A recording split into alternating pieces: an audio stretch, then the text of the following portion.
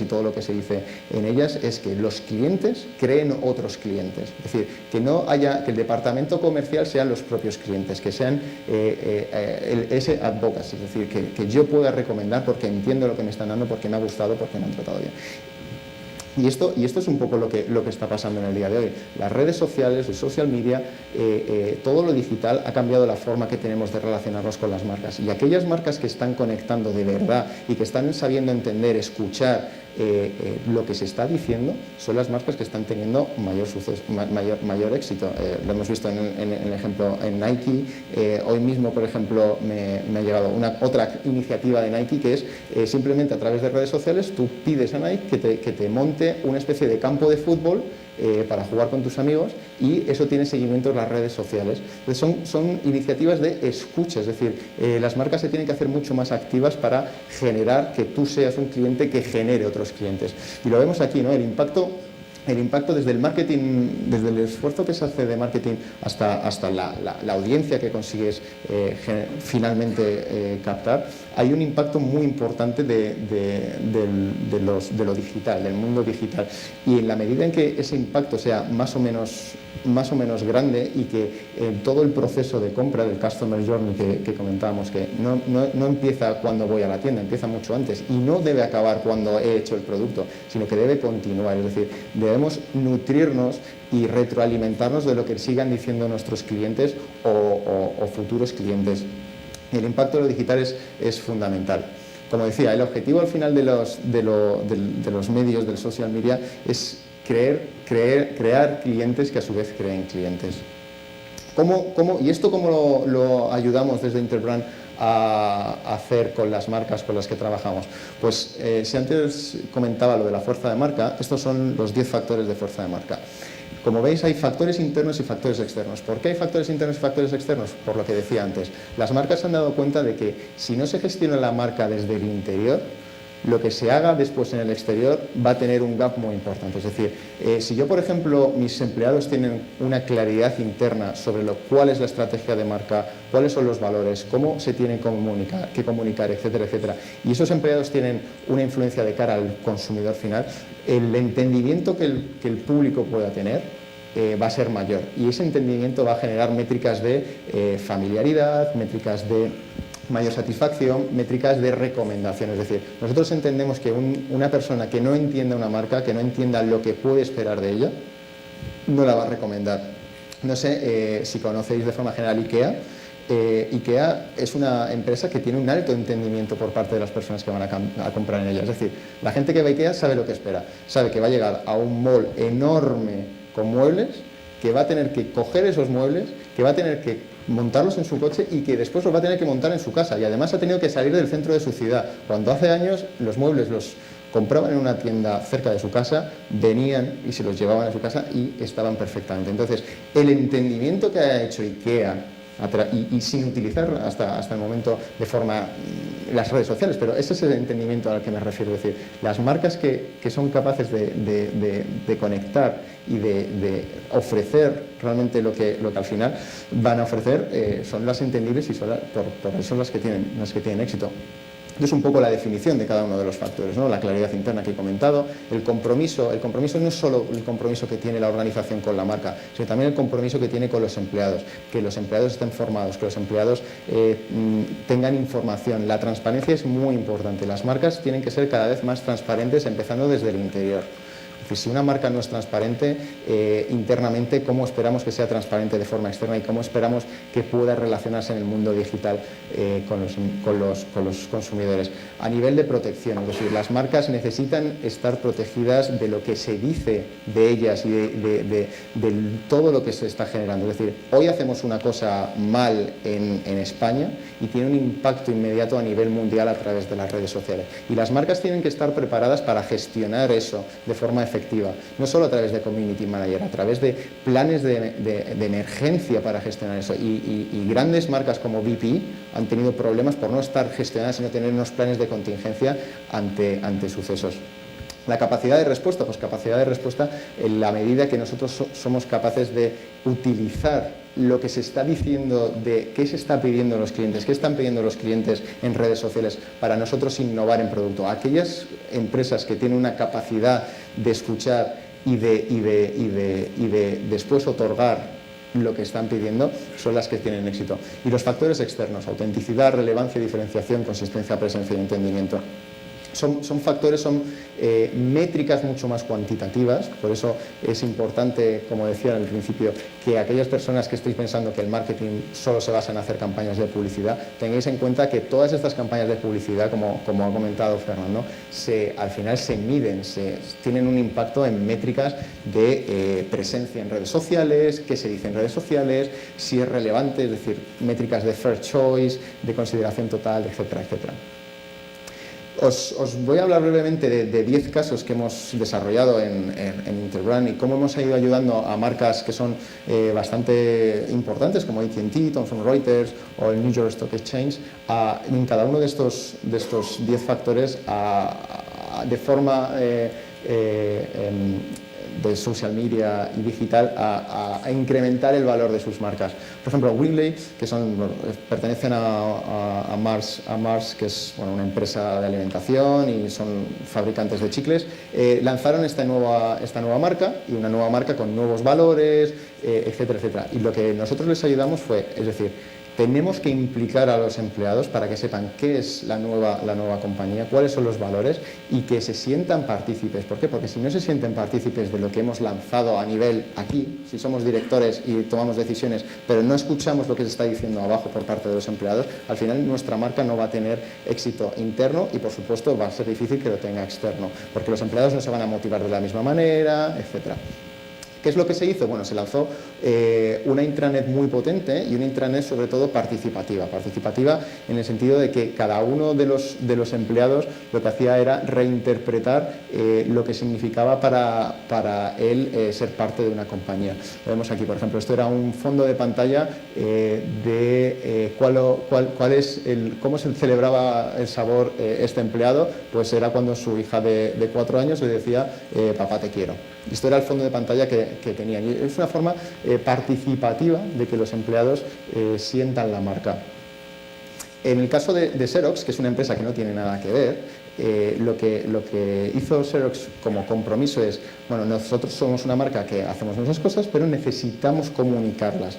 Y lo que hizo fue crear un hub que se llama Brand Xerox Hub, que lo que hacía era unir las agencias de publicidad, las agencias de medios, etcétera, etcétera, con los empleados. Y se realizó, pues se hacían diferentes campañas de comunicación, cómo era mejor comunicar la marca en diferentes formatos, medios, etcétera, y se iba votando para ver qué es lo que se decía, votar las propuestas, etcétera, para ver cuál era la más interesante y cuáles eran las que iban a tener mayor éxito. En el caso del New York Stock Exchange, al final, en el tema del ámbito financiero es el más sacudido por los malos comentarios, son los responsables de toda la crisis a nivel mundial, etcétera, etcétera, etcétera.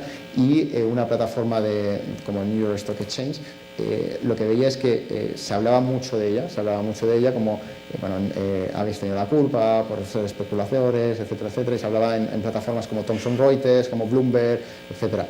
Lo que hizo New York Stock Exchange para proteger su marca es ver qué se estaba diciendo de ellos en la web, ver quiénes eran los influenciadores, es decir, cuáles eran las personas que realmente estaban llevando a cabo estos movimientos y trabajar sobre ello para explicar. Es decir, lo que hablaba de transparencia, tienes que ser muy transparente, tienes que contactar, tienes que responder, no tienes que dejar que las marcas por simplemente tener un community manager, es decir, tienes que gestionarla día a día. Pues aquí lo vemos cómo se iba diciendo cosas en los cuáles eran los principales influenciadores, cómo se decía, cuáles eran las cosas positivas, cuáles eran las cosas negativas, y a partir de todos estos datos gestionarlos para mejorar la protección de la marca. El trabajo de AT&T, pues AT&T, como sabéis, es una marca de compañía de telecomunicaciones muy grande en Estados Unidos y tenía un problema de ser capaces de atender a las necesidades reales de los clientes en un mercado tan competitivo como Estados Unidos. Lo que crearon fue, dentro de la compañía, un pipeline de innovación. Es decir, los empleados, se habilitó páginas, todo a través online, para que fueran proponiendo actividades que fueran innovadoras y sobre todo que fueran posibles y realizables en un corto espacio de tiempo, porque al final hay que tener en cuenta este tipo de cosas, no solo el impacto que vas a tener, sino la inversión que vas a necesitar en hacerlo. Y de la misma manera, pues cada una de las... había un pool de ideas, había una serie de trabajos sobre esa idea y al final cómo se iba a poner en funcionamiento esa idea. Es decir, tenemos que pensar que todo lo digital, de alguna forma, al final se tiene que tangibilizar, se tiene que llevar al mundo real, de una forma u otra, ya sea una aplicación, es una forma tangibilizada de recoger lo que han dicho nuestros clientes, pero pueden ser productos, pueden ser servicios, pueden ser un montón de cosas. SolidWorks es una compañía que les ayudamos en el sentido de autenticidad, es decir, ellos es una compañía que además de la gente que trabajaba con ellos, pero no sabían muy bien exactamente, incluso la gente que trabajaba para ellos o con ellos, qué es lo que hacían. Es una compañía que se dedica al diseño 3D en AutoCAD y lo que les ayudamos fue a decirle a sus clientes, oye, mira, nosotros hacemos esto y lo hacemos no solo de forma rápida, sino que lo hacemos de forma mejor. ¿Cómo? A través del diseño de nuevas páginas web, de implicar cada vez más a los clientes en escuchar en qué querían, en qué esperaban realmente, en qué podían esperar de SolidWorks. Capital One, pues su estrategia fue, bueno, nos estamos llegando a una era digital 2.0, cada vez es casi más 3.0 y crearon una nueva marca para el ámbito digital. Y en el ámbito digital lo que hicimos fue realizar diferentes opciones de, además de crear la nueva marca que era Capital One HQ, bueno, pues ver cómo la marca podía convivir de forma digital, a través de aplicaciones, a través de qué se dice. En diferenciación, Vocative es una marca que lo que hace básicamente es coge contenidos que se están hablando y los reinterpreta de forma digital. Básicamente, por ejemplo, este artículo lo que hace después es, es una especie de Wikipedia, pero mucho más avanzado. Entonces, es cómo nos podemos diferenciar en un mundo que está plagado de información, tenemos millones de impactos, cómo podemos utilizar toda esta información para darle un nuevo uso. De nuevo, AT&T tiene multitud de puntos de contacto con sus clientes, en clientes de todo tipo, y lo que tenían que hacer era que fuera un trabajo consistente, porque al final el cliente no puede estar expuesto a tantos impactos en el día a día, que si la marca no es consistentemente aplicada, va a perder esa coherencia de la que estamos hablando. Y una marca que pierde la consistencia y que un día te ofrece una cosa y que un día te ofrece otra, no es real, no es creíble. Y lo que se hizo con AT&T es, a través de las redes sociales, a través de la página web, a través de la creación de aplicaciones móviles, que todo fuera muy consistente y que la experiencia de los clientes, independientemente fueran de un segmento de particulares, empresas, lo que fuera una experiencia holística, 360 grados. Perdón. Aquí vemos, por ejemplo, algunos paneles que se hacían, estos para los Dallas Cowboys, para la NFL, Twitter, hashtag, etcétera. Thomson Reuters en presencia. Thomson Reuters es una empresa que se fusionó entre Thomson y Reuters, se creó Thomson Reuters y ofrecen cantidad de servicios, es decir, servicios de todo tipo que se puedan imaginar a nivel, bueno, pues, financiero, médico, de todo tipo. Y lo que se trabajó fue diferentes puntos de contacto digitales para que la gente supiera qué era Thomson Reuters, cómo les podía ayudar de forma real. Es decir, que no se perdieran en el mundo de los servicios que podía ofrecer Thomson Reuters, sino guiarlos a través de las páginas web, de las aplicaciones, para que supieran exactamente qué es lo que podía esperar cada uno de los clientes de Thomson Reuters. Vemos diferentes aplicaciones móviles en el canal YouTube, publicidad online, acciones de marketing a través del email.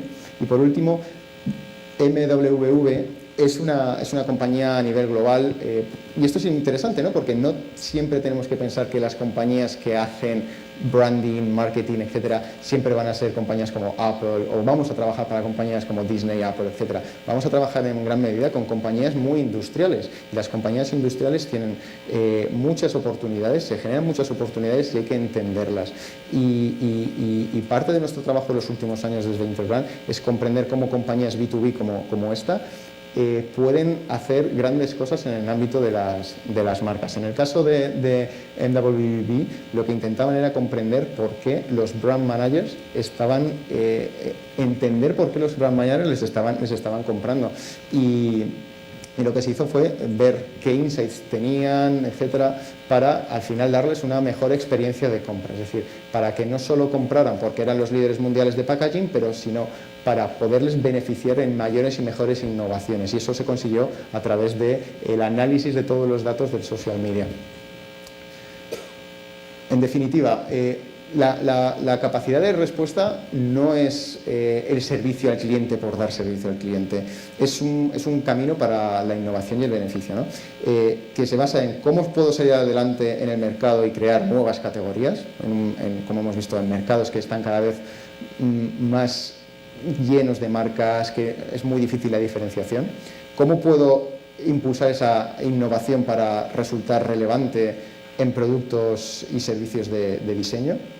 ¿Y cómo puedo llegar realmente a ser un fenómeno de éxito global? Es decir, lo que pasa ahora localmente puede tener un impacto global de forma inmediata si sabemos gestionarlo de forma eficiente y apalancando esas herramientas que decíamos, ¿no? Cambiando los comportamientos, apalancándonos en las herramientas, podemos ser desde una compañía muy pequeña tener una dimensión global.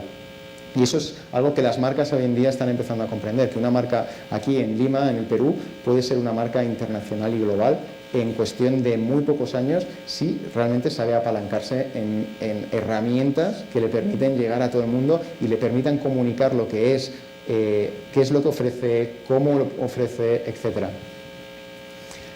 Lo que vemos al final es que las marcas que son sociales ganan, las marcas que tienen ese componente humano, ese componente emocional, están haciendo un performance mejor que otras que no lo están haciendo. ¿Por qué? Porque al final están recogiendo lo que están diciendo los clientes y están actuando en consecuencia. Si yo no escucho a mis clientes o no clientes sobre las cosas que se están haciendo, no voy a ser capaz de mejorar, no voy a ser capaz de esa diferenciación que hemos hablado al principio de la presentación y esa creación de valor, ¿no? ¿Por qué? Porque tienen el poder de los datos, el poder de las percepciones y el poder de la verdad. Y puede ser el centro de las conversaciones. En este sentido, como decía, no podemos pensar que Google tiene la verdad absoluta porque son los que tienen toda la información. Por ejemplo, los bancos ahora mismo, los bancos tienen más información de nosotros, saben más de nosotros que nosotros mismos, saben cómo compramos, a quién compramos, cómo pagamos, cuándo lo hacemos, etcétera, etcétera, etcétera, de dónde sacamos el dinero, cuánto dinero sacamos y sin embargo los bancos en la actualidad no están gestionando todos esos datos, todo lo que se dice de ellos, no tienen un papel activo y es uno de los absolutamente de los sectores que de cara a futuro aquellos bancos, aquellos servicios financieros que sean capaces, y Capital One lo ha empezado a hacer pero todavía está en una fase muy primaria, ¿no?